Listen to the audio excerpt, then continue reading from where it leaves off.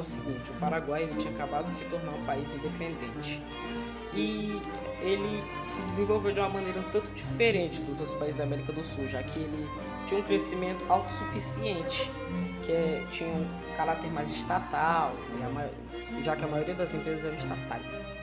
E essa política se mostrou até mais bem sucedida do que a aplicada nos países vizinhos. E ela começou no governo de um cara chamado José de Francia. E aí tem um bagulho interessante: o sobrenome Francia não existia no espanhol, só existia no português.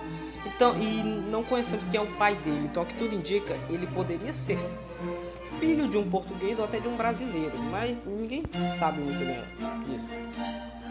Bem, basicamente o Paraguai sofreu um risco muito grande da Argentina invadir ele.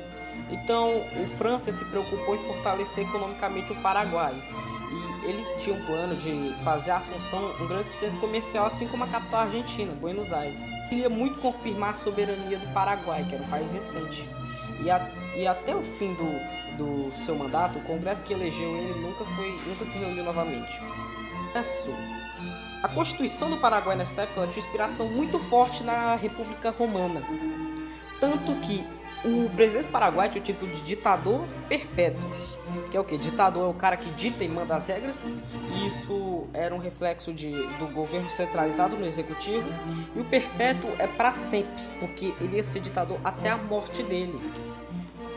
Então, ao longo do governo dele, a elite colonial espanhola que existia no país, ela perdeu muita força. E tem algo interessante, né? Nesse processo foi proibido o casamento de europeus com europeus. E assim foi forçado um monte de casamentos mistos. E até hoje, grande parte da população paraguaia tem ascendência indígena e a cultura indígena do Paraguai está muito presente. E além disso, as fronteiras do Paraguai elas foram totalmente fechadas. Ninguém podia sair e os que entrassem tinham que ficar em prisão domiciliar.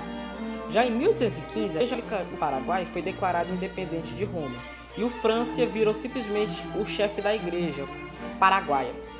Por volta de 1816, todas as procissões noturnas foram proibidas, exceto a Corpus Christi.